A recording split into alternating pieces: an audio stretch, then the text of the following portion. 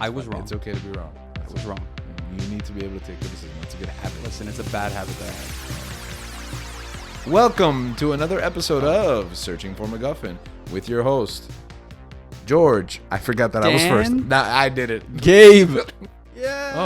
Oh, okay. We'll take it. We got that wrong in rehearsals. Guys, that was the ninth time. Yeah, that was the we've ninth time attempted that. Yeah. It's been so long that we don't remember the order. Yeah. We fell out of the habit of the intro. Speaking of habits, have you ever eaten at Habit Burger? What is that? Habit Burger? Like a Habit Burger? No. Is that like a... That's a name of a chain of... Oh, it's a restaurant. Yeah, it's a burger joint. Oh, I thought it was just very like good a... pineapple burger. Not a... A burger made of pineapple? A burger with pineapple. Oh, okay. Yeah, it's like a swanky, I think. Is that... I don't know if that's right. I don't know if that is a word. Is it like rich? Is it... Is that what swanky not means? Rich, not like, rich, but with like money? higher, a little higher end than you would expect from... A higher end, but tampoco like... Is it's it not like expensive? Shula Burger or something. It's been a while. Is it expensive? Shula Burger. Did you like Shula Burger?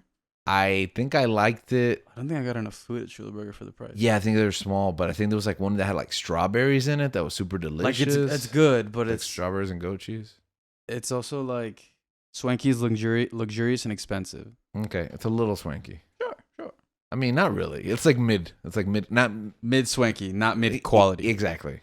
Mid grade price. Mid swanky. Right. Where is it? It is by my old apartment, which our listeners don't know where that is. So Be concerning sounds- if they did. Yes, I remember. Okay, yeah, I remember. it's on Flagler I remember. and by the I don't The know. train station, yeah. Sure, it's in Tamiami somewhere. Yeah, Okay, somewhere. look it up. Habit Burger. Right, check it out. Man, What was your Habit Burger. What was your go-to burger joint? Not BurgerFi, I can tell you that much. Oh, I've canceled BurgerFi. That's it. It's over. Their prices are through the roof and their quality has gone way down. Yeah, ever since They BurgerFi kind of Gate. suck, right? Yeah, they do. Yeah, Okay. BurgerFi's terrible. I thought I was now. going Yeah. crazy, but they kind of suck. Well, the thing is, like when BurgerFi was like a big thing, I went to school in Tennessee and we would like drive to Miami for vacation and drive back. So Just for BurgerFi? no, Oh, okay. to go home. And BurgerFi was one of the stops that we had. So Okay. we stopped at BurgerFi. We got burgers, and my burger was not really cooked that well. And I had the worst remainder 8-hour drive of my entire life. Oh, that's horrific. I felt terrible. I was throwing up whenever we stopped. It was just bad. So I didn't go. And so I think you guys were going to BurgerFi for a while when I came back. Yes. And I mean, yeah, it's good. Like I've had it since then. No, and it's like, terrible now. It's good. I mean, I haven't been Yeah, it's terrible. maybe in like last year, but Yeah, in the last year, it's terrible. But yeah. Sorry, BurgerFi. Sorry. I like Shake Shack. I do like Shake Shack, like but they're Shake so Shack. small and so expensive. That's true. And Can they're I not say swanky. overrated? Shake Shack's a little overrated. I think you can How say, much is it? Like $12 for Bro, just it's a like burger? $12, No yeah. fries. yeah, no fries. And those like crinkle cut fries are like good, but they're not great, but they're also tiny. I used to swear by Five Guys, but I've never I liked love Five Guys. Five It's Guys. too greasy. when I was young, I had Five Guys last week, and I was like, "This is good," but it wasn't like my actual burger. Like our orders got confused, so I ate at someone else's burger, and I had stuff that I didn't want in it. So I was like, I feel like there's only one thing on the menu, just burger. there's hot dogs that I've never tried. I once had a bag of Five Guys fries that just collapsed. Like they just all fell out of the bottom, Oh yeah, it's a mountain of fries That sounds. for the small, and they're soaking in oil. dripping. Yeah, you can only eat at places like that so often. It's a really bad habit if you're constantly going back and forth. What's the count at? Like 5 times we've mentioned that word. Yeah, I think so. We didn't even mention that Link's not here, which is also becoming It's becoming a habit. a it is. habit. Yeah. So, in case you haven't picked up based on the episode title and all the hints that we've dropped, today we're going to be talking about the power of habits. Ding. Why are habits so important, George? I was really waiting for Dan to be shocked, but I guess that only happened the first time we recorded it. One day that'll make sense. One day that footage will see the light of day. The day of light. I think you put it so eloquently when we were discussing it earlier. Yeah, so I said it, but now you've refined it, so you can say it even better. I don't remember. So this question was, asked of me. And I think that habits are important because, you know, they're the little actions and the big actions that we take, that we do every single day. You know, it's everything that we repeat. It's, you know, rinse, repeat, and do it again. And, you know, if it's like the majority of we do event like that, that makes up the entirety of our lives, basically. And there's obviously good habits and bad habits, things that we would like to do to help us to lead the lives that we want to live, and, you know, bad habits of things that are hindering us from being better than we can be. And I think, you know, the study of that and the pursuit of you know, just bettering yourself, obviously to me it's like, it's something that I've been striving towards, you know, like, I don't know, there's a day and age where it's like I got hooked on like just YouTube videos of like people's morning routines and like how to build better habits, and like there's just a big there's a big market for that, and especially like with self-help books and all these things. Okay. We'll talk about self-help books because I've experienced that. But tell me about these YouTube morning routines. What's that like? Yeah, so it's kind of like there's just like different vloggers people make, and it's like it ranges in like, you know, production of people like with $1,000 cameras and like lights and like kind of like a studio, like, and making a morning routine video versus someone that's just like shooting something on their iPhone. Mm-hmm. And it's like how do you make a morning routine video in a studio? Exactly. It's like they have like lights and stuff set up in their room, and sometimes I question it a bit, and it's just like, have you, because a lot of these videos start off with like, you know, and this is like a popular trend, like there's thousands of views, there's hundreds of thousands of views on these people's channels, and you just type in 5 a.m. morning routine, 6 a.m. morning routine, gym routine, like there's so many different types of videos about this that people are like, I don't like, and I've fallen like privy to, like I've been what's it called? Cuckold. What? No, that's not the word. Swing and a miss. Cajoled actually was the word I was thinking about. There you go. Whatever. I wonder when I've made that mistake previously and nobody's called me out on it before.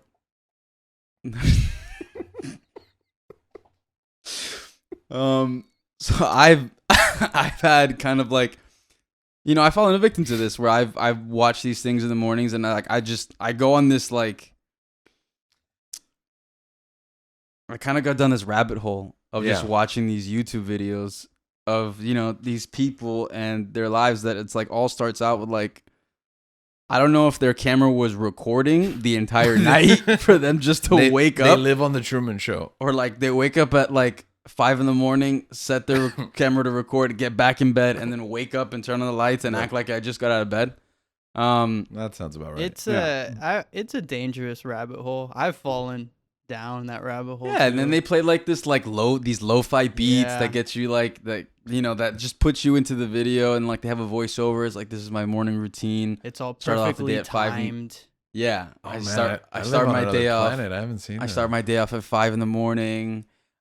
Just drink a big glass of water. Try and get sunlight as soon as I can. If you wake up before, which is actually like a proven thing, you should get sunlight as soon as you wake up. Or if you wake up before the sun comes out, like some type of like artificial sunlight will really. Be best. Yeah. So okay. Why? Which I actually got from this other podcast from this guy called Andrew Huberman. Oh yeah. From the Huberman Lab podcast. Who's I've heard good things. He's great. He's a neuroscientist that I believe works at Stanford University. And the thing I like about him is that he really is just about, you know, getting people informed and educating people and how to like be better and understanding certain things.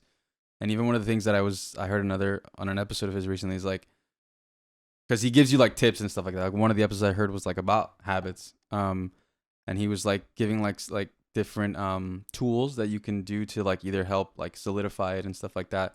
And he was talking about like, oh, like for the people that just want me to tell you what it is, it's like, I'm a firm believer that if you're going to be like, you know, receiving new information and trying to use it and implement it in your life, you should understand the science behind it, so that reinforces it, like to know the why of what you're doing. Yeah. And to like kind of like make sure that follows you and sticks with you long term, instead of you just getting the simple, easy answer, like do this.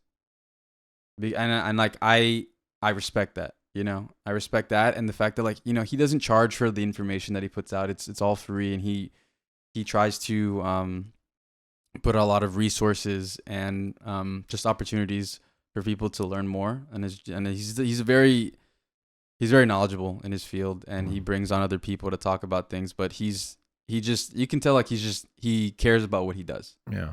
And that's something that I really do, that I do enjoy listening to his podcast. But one of the other things that I was hearing about was that sunlight, like I think it's a process in which like your eyes, like as soon as like they take in sunlight, they start to throw in a certain rhythm in your body, and then certain I believe it's cortisol levels tend to shoot up, which is good for when you're just waking up.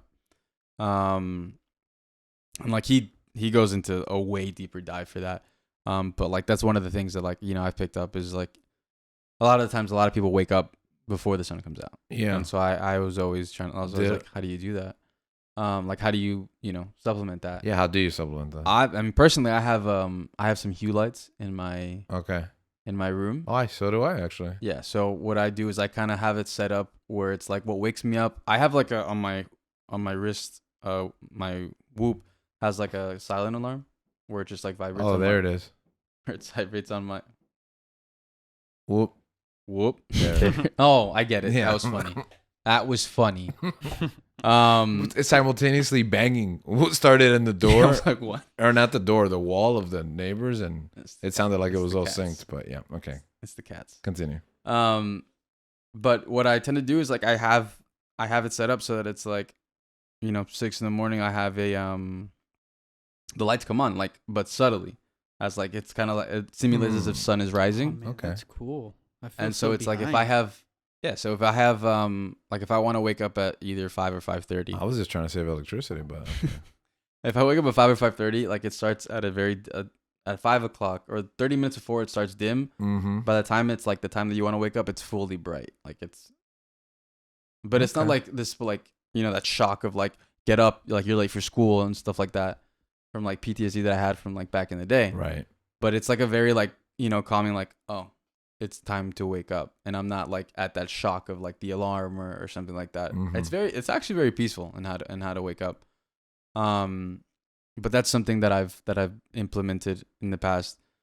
But like, I mean, like the topic of this episode, it's something that it's like, and it hasn't necessarily been a habit.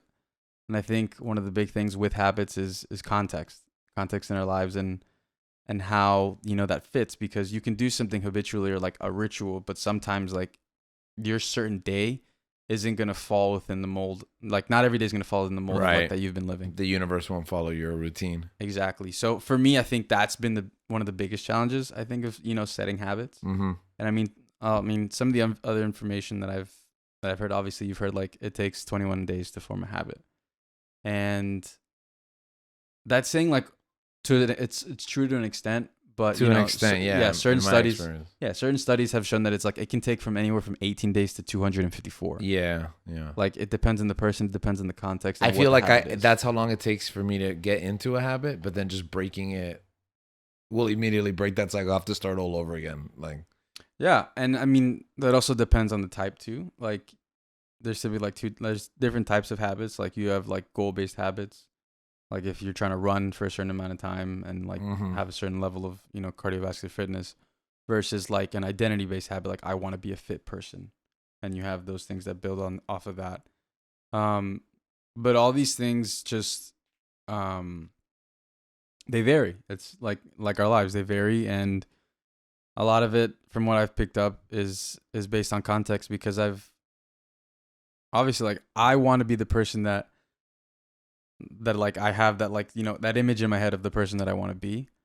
And it's like, how much work am I putting into actually achieving those goals, you know, becoming that person, yeah. you know, to the journey of like improving myself. And I mean, it comes into like the self-help books, which I think you've been familiar with, I think. Yeah. People keep recommending them to me, and I hate them all. Why? I don't know. I feel like a lot of them, and there's some good ones, you know, but I feel like a lot of them is kind of stuff that, man, I don't want to sound like elitist or, I don't know. I just feel like you should kind of know this stuff. Mm-hmm. I feel like the concept isn't what the problem is the doing that is the difficult part. There's a lot of like how you build a habit. Yeah, I know how to do that. It's just that part of my body doesn't want to do it. You know what I mean? My mind doesn't want to do it. We talked about existing in the cycles, and when I have a bad day, that becomes a bad week, which becomes a bad month, which becomes a bad season. So that counterforce for me just blows up my existence. And a lot of these books that I've seen, like for example, I get Atomic Habits is recommended. So I was like, you know what? Like the fifth, sixth person is telling me about this book. So I read it and I was like, I know, kind of seems so obvious. You know what I mean? Mm-hmm. And it's interesting because I think a lot of them try this holistic approach, which is like attack everything, you know, like do this, this, this, and that. And then these are the keys, the fundamental keys to success. And it's really hard to try to repair like every facet of your life simultaneously. No, for sure. Like going back to your other comment, I think it depends on the person. I think, sometimes it like to a certain person, like to you, like it might be like, yeah, that's kind of obvious. You should know that. Like, because that happens to me. Like there's certain things that I think that, most people should know. Yeah. But if my experience is like, well, in healthcare, like initially, like if that's taught me anything, it's like there's so many varying levels of, surface knowledge or just base knowledge that people have. Mm-hmm. That based on people's experiences, they might not like be. They might not be educated on that, on those types of things. Some things that might be intuitive or innate, or you feel like are kind of built in. The things that habits that you have basically, other people might not have. And I think that, like you said, like your issue has been in the your issue is the doing aspect, which tends to be something like for me as well. Like knowing what you have to do, but can you actually do it? Right. That's like, can you actually put the things that you've learned into practice? To me is one of the big challenges for certain, things that I want to build, for certain aspects. Other times it's thinking that I'm going to approach something a certain way, but in reality, like in hindsight, like looking at it, it's like I was going about that completely wrong. So in that aspect, like like I was the person that, I was oblivious to that. Like I didn't have enough like, knowledge to tackle that issue correctly. So that's something like I've been trying to improve upon, is just being more informed on the things. Yeah. Which is like, calls back to that comment I said about Huberman. He was just like, I want you to know the science behind why you're doing what you're doing. Yeah, which that's beautiful. So that it makes sense, so that you have something. So that like intrinsically you are doing something with purpose. It stays with you longer. And yeah, I think it's different for everyone. Also depending on the type of habit that it is. Yeah. Contextually, it can be difficult. It can be easy. Like for something that's easier for you to stay with or pick up, for like something that's easier for you might be more difficult for me. Yeah. And then, vice versa and so on for other people. Maybe Dan. Oh, hi Dan. How are you? Any input? No, I mean, you guys are putting it really well. I mean, there's not much to add here. My morning routine sounds like a horror story compared to you. Oh, I want to hear it then. Let's go with it. My morning routine is to put my phone in my bathroom so that it's as far away from me as possible. So that when I wake up screaming and crying, I have to stand up and walk to the bathroom to turn it off. All the lights are dark. I don't know where I am. Disoriented. Put on my shoes and I'm in the gym. Horror story. It sucks. Wow, you live in the gym? Wow. Like you put on your shoes and you're already in the gym? She lives in the gym sauna. Apartment gym. Oh, okay. Oh, that's nice. I don't have to drive anywhere. But it's just getting in there is a win. Okay, so you get shocked awake. Yeah. My wife does this. The only it's the only thing that works for me right now, and it's Yeah. actually worked into getting me into a habit. I know it's not mentally the healthiest thing because I'm waking up full of anxiety and pain, Yeah. but hey, I'm sticking to my goals. I mean, but those are your, like, that goes into saying like the sun thing, like yeah, like we'd want a peaceful way to wake up, peaceful morning, but I mean that hormone, like the chemical like cortisol, like that's a stress hormone in a sense. Mm-hmm. And I'm not saying that I want you to be shocked and afraid and anxious every morning you And wake up, naked and afraid. but I mean just the fact that you put your phone in. Wait, you wake up and put your phone in another room and then go back to bed? No. He leaves it in the other room. Okay, yeah. 9:30, I was phone's away in a different room. Yeah. Alarm I've been is- trying to do that, man. I was loud I as was doing possible. that for a time is because I was recommended that putting your phone in another room, Yeah. not necessarily to go get up and like get up my alarm. No, but because I don't even use my phone alarm. exactly, Yeah. but not to Not to have it end next the to night me. Yeah, on my phone. like be on cut the screen time. yeah, cut the screen time, but also like when you wake up.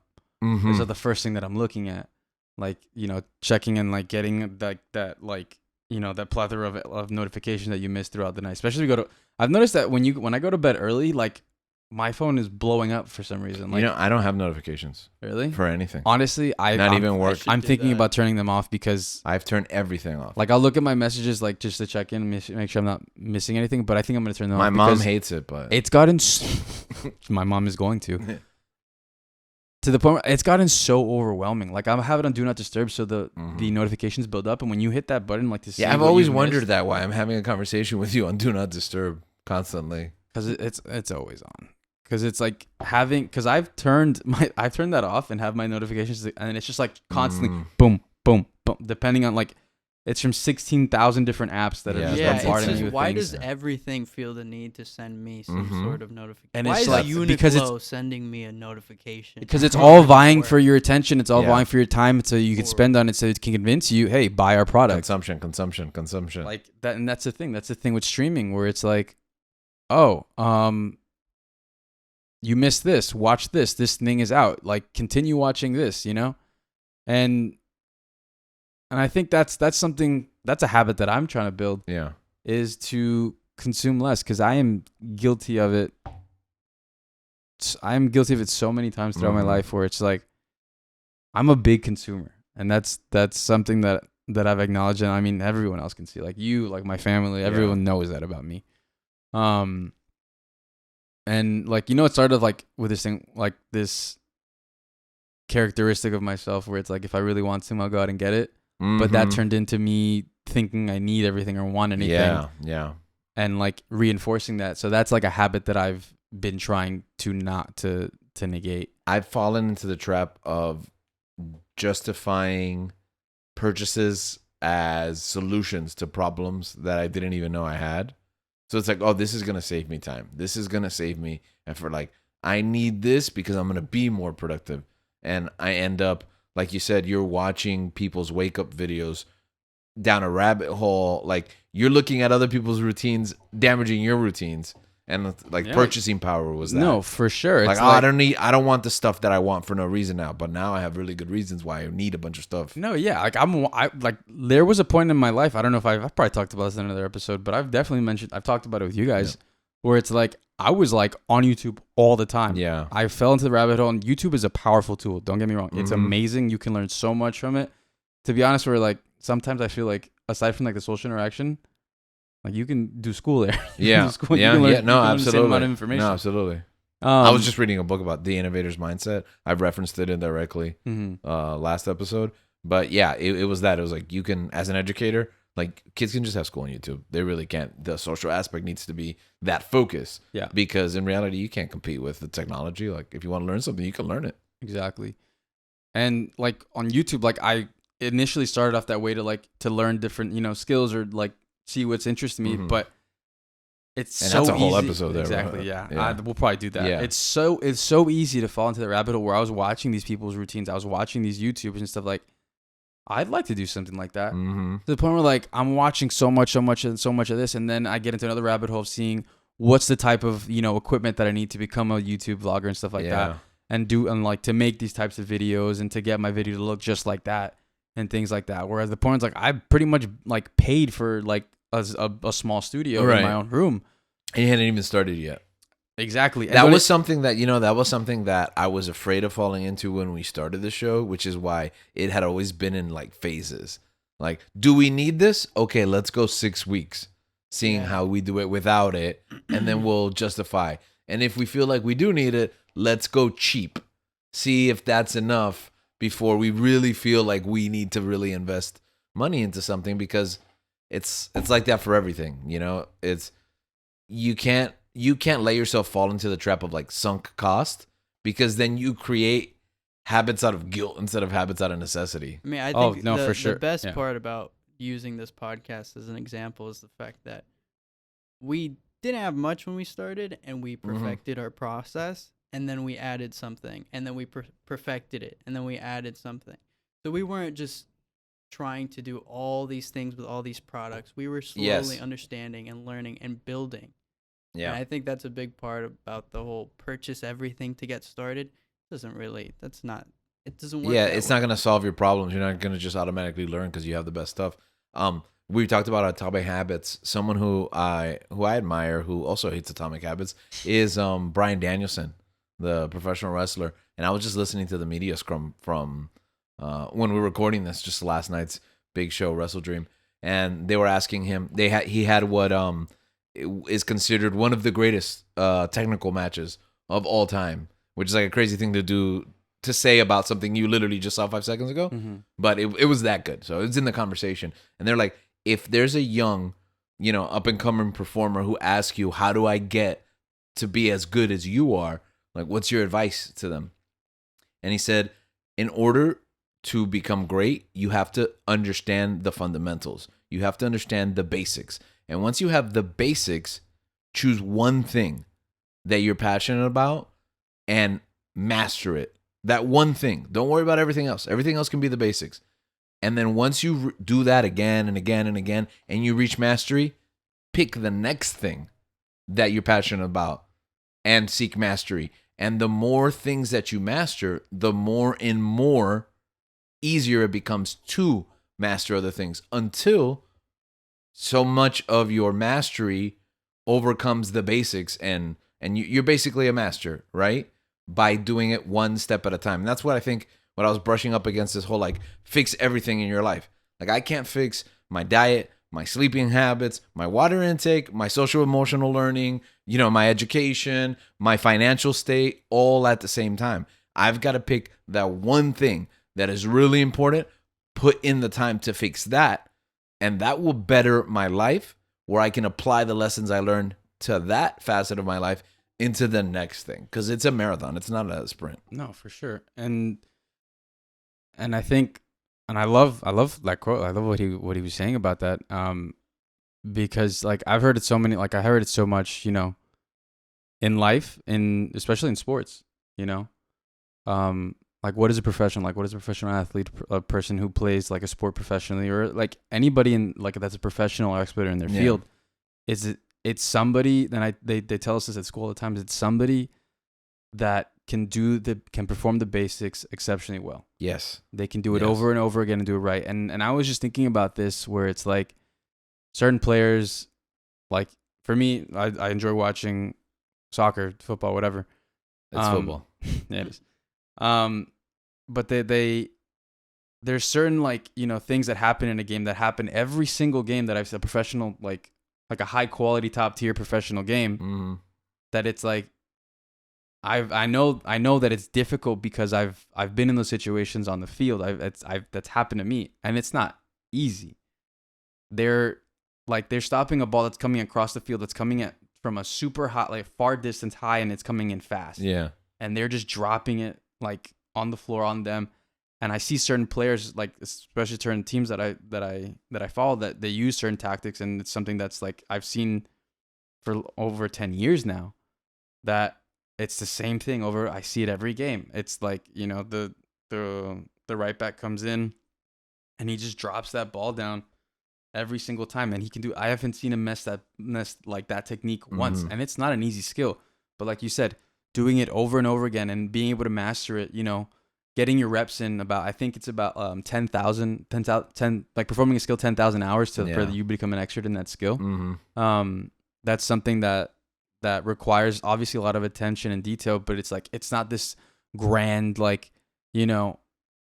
super fancy, not technique. It's not a plan or training session that you need to do that to get you into that level. It's, being able to do the fundamentals, like you said, like to the point where like it's automatic. It is a habit at that point. And one of the things, like one of the really good quotes that I came across recently, it's by the author Will Durant. He said, "We are what we repeatedly do. Excellence then is not an act, but a habit." And so being able, like, coming off of that, it's just like when you think about things in different ways and you like have either people or things that you read or things that you come across that challenge the way that you think. Because for a long time, I used to like have things backwards. I used to think, professionals were like, extremely gifted human beings. Right. That like, and that is the case for some athletes. Some people are just, born gifted, but that doesn't mean that they didn't put in work. No, because even the gift demands the work, as you said, the dedication. Yeah, you put in the work. Gifts can be wasted. Oh, and they're squandered all the time. Yeah. And that goes for anybody where it's like, there it isn't some, special thing some innate thing that you're born with that can make you be successful. It's something that you work at. And like sometimes you get, sometimes it's tough luck, sometimes you have, things that go wrong, but like if you keep working hard, if you keep putting yourself in like those positions, you make your own luck at that point. Yeah. The more reps you have under your belt is a testament to like you're putting yourself in a better position to succeed because you keep trying, you keep doing something right. And if you're doing something wrong and you're repeatedly doing it wrong, then it's like obviously at that point change what you're doing, or else like you're just gonna go crazy at that point. You're gonna be wasting your time.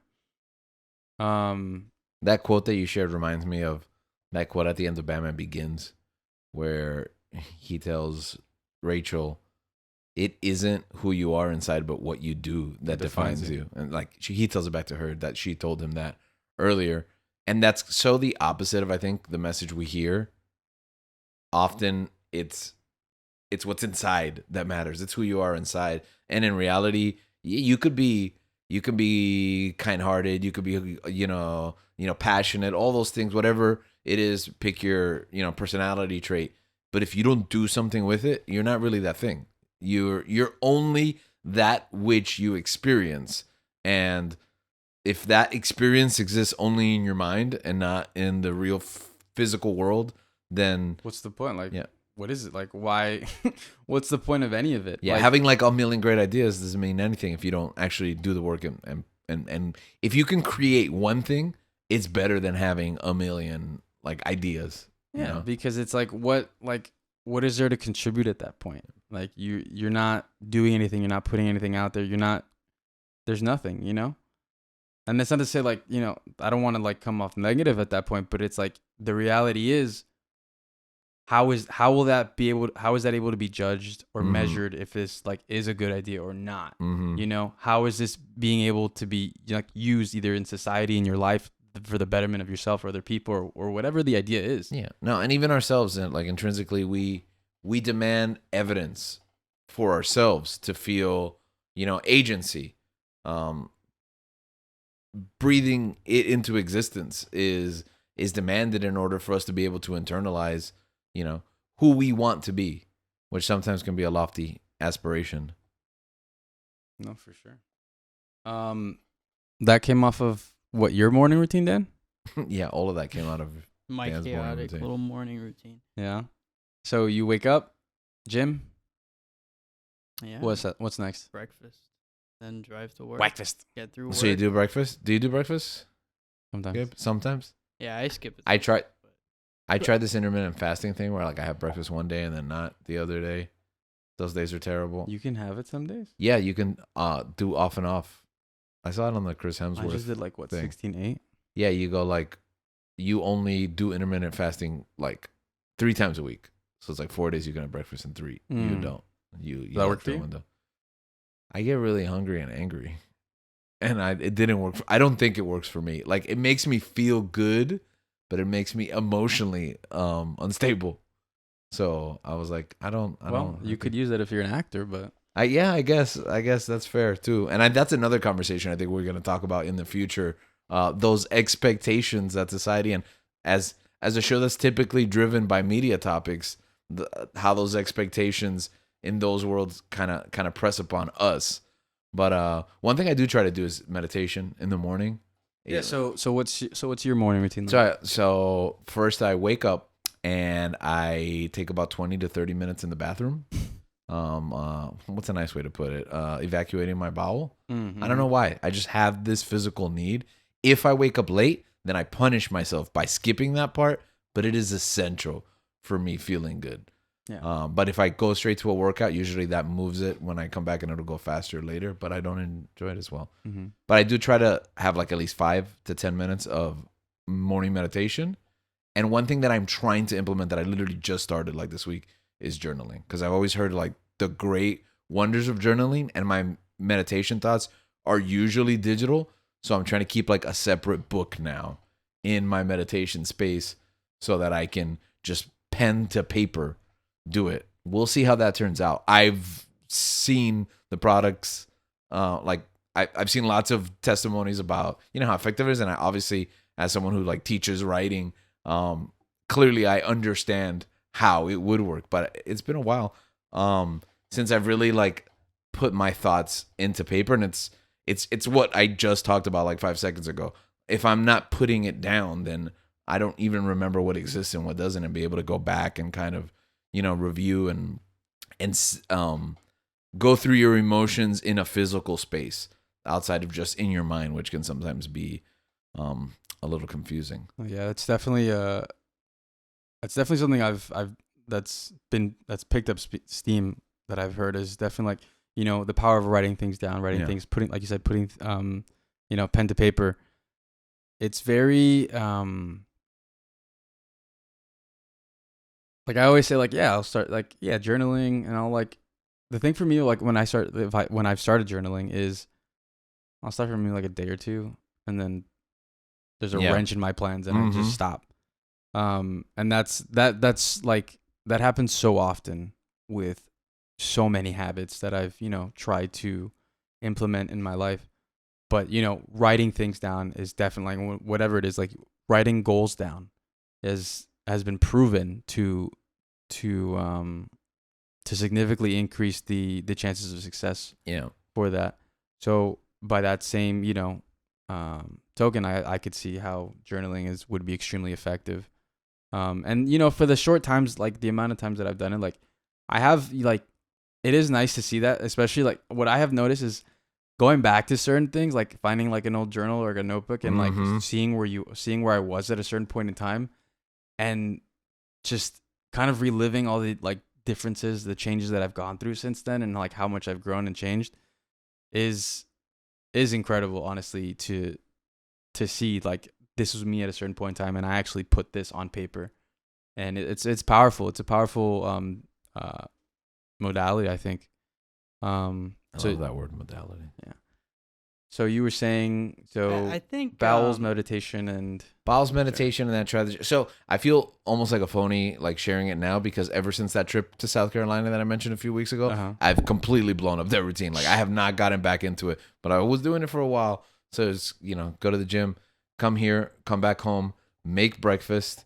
My wife takes like about an hour to get ready, so I have enough time to make breakfast and take a shower. And then usually it's such a tight window. It's like 5 to 7, and I have to be out the door. So usually it's taking breakfast on the run with me, which is not good. I love the mornings where I get to sit, but I don't have time to do that whole routine, all at once. Yeah. So, and then I'm off to the races. But I do try to do it like a slow start. I let it breathe. When I don't do that, when I don't follow my routine, it's like wake up at 6:30 and like throw on your clothes, make a cup of coffee, maybe grab a banana, and then you're on your way. And those are the worst days. Yeah, the days you're that miserable the entire day, and it's the worst. Mhm. And you're like, Dan, what were you saying? You had a thought before? Oh, I feel like one thing that helps me keep my habits is having someone else to keep me accountable. I love Yes, competing. accountability. I love doing things with other people. Well, we had a health challenge that we used to do together, and then certain hosts just told me, "Oh, I don't work out, so I shouldn't be in the challenge." That they'll go unnamed. Are they in this room right now? What do you think? Oh, The answer is no. But yeah, Could be anyone. Could be anyone. I do like when I'm doing something with someone and they keep me accountable. It Mhm. just falling behind to me is more frustrating than being uncomfortable when I'm making a new habit. Yeah. Like I hate falling behind on gym progress. When I see someone else like staying consistent, I'm like, man, I need to do that too. I need to stay. I love using people as an example. he gets absolutely. he gets pissed. He's just like, bro, F you. I'm better than you. Yeah, I need to get back to this. A little bit. I mean, I'm that's a little what you, competitive. That's I mean, that's what works. so that's I'm what very helps me. competitive, so that method does not work for me. Well, how so? Why doesn't it work? Because I just get competitive to the point where it's like Irrational. I'm doing this to beat you. I'm not doing this for Right. myself. Right. Well, I'm the opposite. I'm It's like not, the thing is I hate losing. Yeah. So it's like I'd rather just not put myself in that position to like ruin something for me. Yeah. But if it's sports and it's like, then that's sure. Like I know myself enough to know like this is just the competition, this is the game, and I can, Right. separate that from. But the thing is like, staying consistent in certain things is like that's a way of life. That's a form of life. It's like then I start comparing myself to other people and how they're living their Yeah. life like better than me. Right.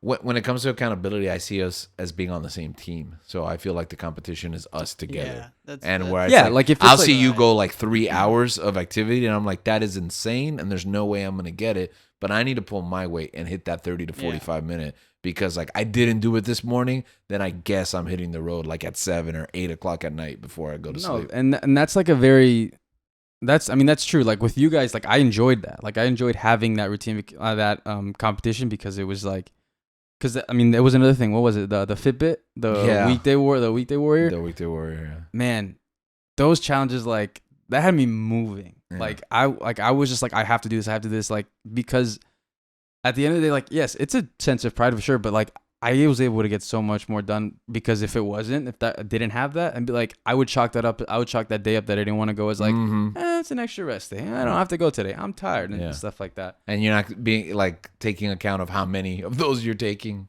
Yeah. But that's funny because when we were in those Fitbit challenges, I had like a friend of me, like we grew up, she was like a sister to me, but like the sister you want to strangle. So we would be in those weekdays and she was like insane. And I was like, I need to beat her because I know that I will ruin her day if I beat her. So I would it would be time to go to sleep and be like, she's like 1,000 ahead of me. Like, I'm going to go for a run around the neighborhood right now. To the point, it's so late to the point that I was doing it like at 11:15, 11:45. It's like, there's no more time left in the day for you to catch up. To the point where like I got a Fitbit and then you guys added me to that competition and then I was doing the same exact thing and I'm like, I don't have this like, beef with you, but now I have like my rivalry with you. This has started now. Like I've known this person too, like not in the same, like nowhere near in the same amount of time you spent with this person, but it's also just like, I'm gonna get competitive. But I have noticed like obviously like the difference between building a habit and breaking a habit. Yeah. And again, going back to the Huberman podcast, he was mentioning things such as like there's certain, depending on the type of habit that you want to build, there's certain methods to doing that. And I think one of the things that he was saying, like, a lot of people say like, oh, you have to do this thing at the same point in time on the same day, like, like 5 a.m. every morning gym or habits wake up require routines. Yeah, routines at a certain consistency. At a certain but like very strict. To the point where like there was research showing that like that doesn't necessarily produce great success. Really? And that's the thing. all this is like it changes from person to From person. person to person, of course. But to have like that strict every single day, every single like that, it can hurt like basically because you become dependent on that system. The context, because it's like if something happens where it's like it's not it's not blown in up that, it's gone. You're literally describing me. Something interesting that he like, you know, poised was that splitting it up into like phases in the day. Okay. Like from the first like 0 to 8 hours in the day, like that you're awake. That's when you do the most like your most focused work. What you think that, you know, you want to, you know, apply the most like, you know, brain power to, and, you know, hit hard at the beginning of the day. And then the rest of it, for me, I'm a morning person. So like that was the part of me. I'm not a morning person at all. Like it is out of necessity that I have to get up because I know it will not happen later and there's just not enough hours in the day, but I'm not a morning person at all. Like I've found that I've studied like I study for school best in the mornings. Like I'll wake up extremely early, go to Starbucks before school, and just knock out like whatever we're doing, like lectures and stuff like that.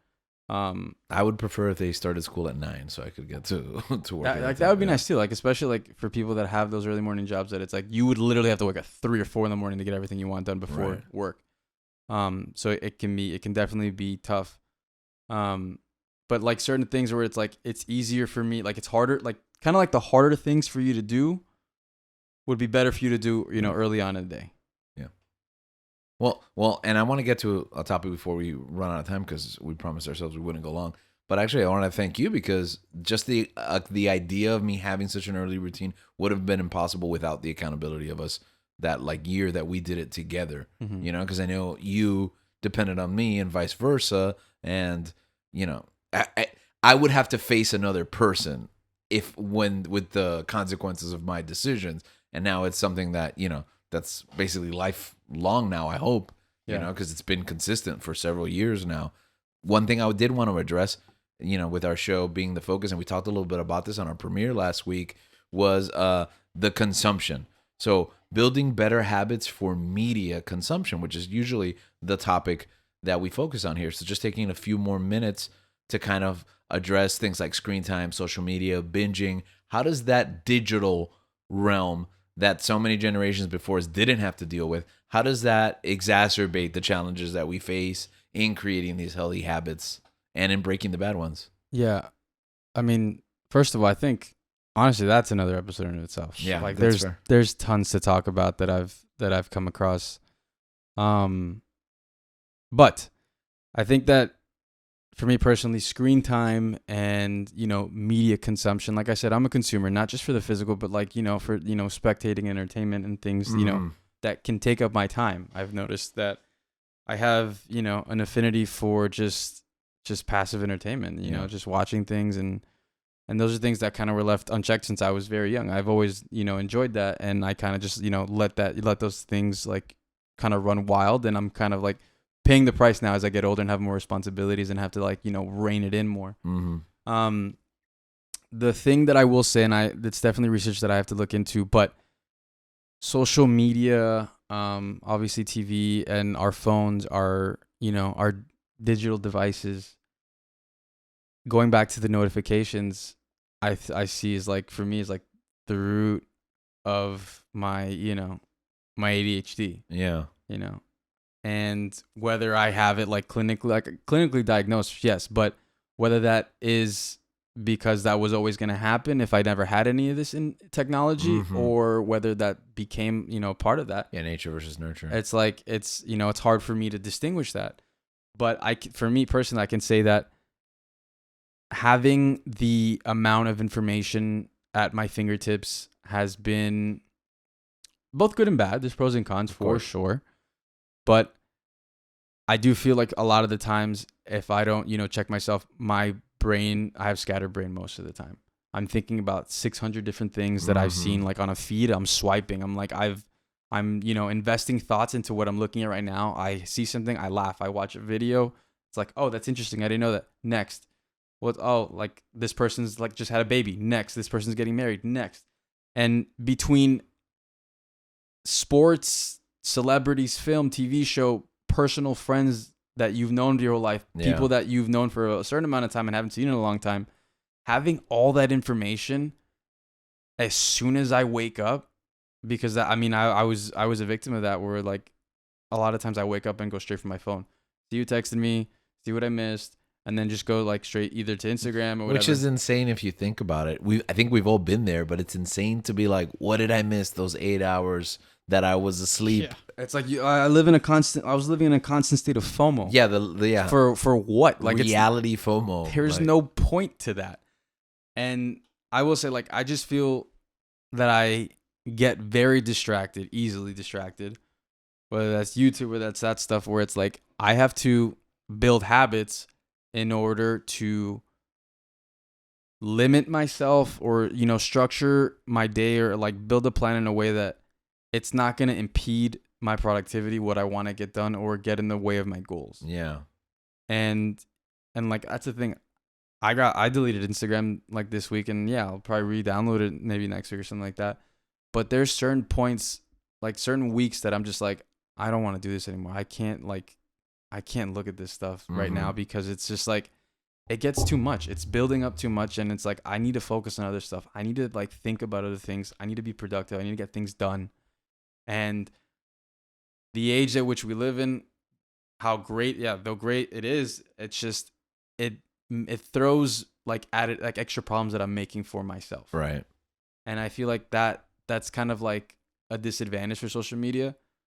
But at the end of the day, it's like it's all how you use it, really. Yeah, and it's hard to navigate. It's hard to say. It's easy to say, delete your social media, which I literally have. I used to say I didn't have social media, but I had X, formerly known as Twitter, and I had Reddit. Recently, I deactivated my X, formerly known as Twitter, and I deleted the app from Reddit. So I still have Reddit, but I get bored and frustrated with the web-based one so quickly that I'm no longer losing hours, at a time on it. And I've always had the excuse that it was like you said, information. And listen, I'm learning, I'm growing. For me, education is entertainment. And it came to the point where I'm like, I don't need to know everything about everything all at once, like everything everywhere all at once. I can focus one thing at a time and focus on mastery and then address the next thing later. It's okay to have these little drip feeds. As long as you're growing every day, it's good enough. I don't have to be intaking everything. Knowing thyself. I need to deactivate X. Yeah, I thought you had promised you. I delete it like once a day. Oh, okay. That's fair. No, and I think that's the thing too. I think for me. No, the timer's dead. It's gone. Okay. Just really quick before that, I think that is that's not my problem. May not be your problem. Right. Correct. And I think that's what it comes down to. And I think that's what I've. And actually, really quick too. I talked about how I'm producing like a big play this year, and it's a big focus of my time at work, and I'm finding myself having to use social media platforms. Either directly or indirectly to kind of help get the word out, spread the message, get fundraising and stuff like that. So these are incredible tools, but it's like I have to be careful with myself that I'm not going to fall into that rabbit hole. And for me, with my personality, that precipice is like right there. I'm on the verge of it. And I mean, going back to what I said last week, is like too much of a good thing can be a bad thing. And I think that's just the theme where it's like it's about knowing thyself and knowing what you can take and what you can't take. Knowing the defenses that you need to put up and the walls you need to tear down. And, that goes for so many things in life. Because I can go another hour talking about this. Yeah. But I think at the end of the day, it's being mindful of the fact that I think, first of all, being self-aware of where you are and the things that you think that you need, the things that you've come to expect of yourself to achieve the goals that you set for yourself. First of all, achieving goals and then realizing like I need to take certain steps. I need a plan to get there, and kind of tailoring that by using the experiences that you had in the past and educating yourself and informing yourself to a point where I can make an educated kind of like an educated focus, an educated intent to better myself, but doing that one step at a time. Yeah. Because taking everything, like you said, taking everything all at once is a daunting task, and it kind of, if you're diverting your attention every which way, you're not giving the most possible, Yes. effort, maximum effort, into the one thing that could get that maximum effort and improve, and then you move on to the next thing. I used to take baby steps into like the 10 things on my agenda, and it would take me like a week to get through half of them.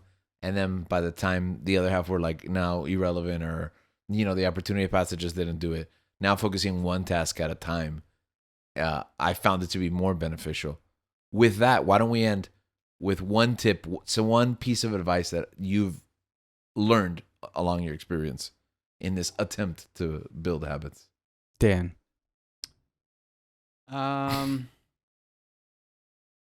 Quickly learn. Well, I don't know how to phrase this. Verbalize it. Yeah. I'll just unpack it, and then we'll try to piece it together. Learn how to bounce back from failure. Yes. Resiliency. Yes. I think that to me has been the biggest thing. Like, I have failed certain days. I just get right back on track the next day. You don't slash all your tires because you have one flat. You keep going. You change the tire and you keep going. That's what's been helping me the most lately, is realizing I failed, making changes, and getting back on track. Like the great songwriter Aaliyah once wrote, "If at first you don't succeed, dust yourself off and try again." I don't know if she wrote that, but is that your tidbit? My tidbit is visibility. For me, this is what has worked for me. And then I decided to punch the microphone. The microphone wasn't visible. Was visibility. Be aware of your surroundings. No. I put things where I can see them. Like, if I want to journal, then my journal's on my nightstand when I wake up. If I want to do pull-ups, I got a pull-up bar. I put it in the doorway. I read some article, whatever. I said, hey, what's a $15 investment? If I'm not doing it in 30 days, I'll return it to Amazon. Don't tell Jeff Bezos. So I put it where I pass by, and I do 3 every time. And I've done more than I think I've done in my entire life, because it's there every time. And if I tell myself every time I see it, then I do it. And for me, that's difficult, especially when you share space with other people, because I love my task list to be items on my work table. But for example, me and my wife disagree on which table is my work table, But when you have control of your space and being mindful of those around you, make things visible, because what you see is what you do. It's easy. For example, I cannot have unhealthy food at home, because if I see it, I will eat it. So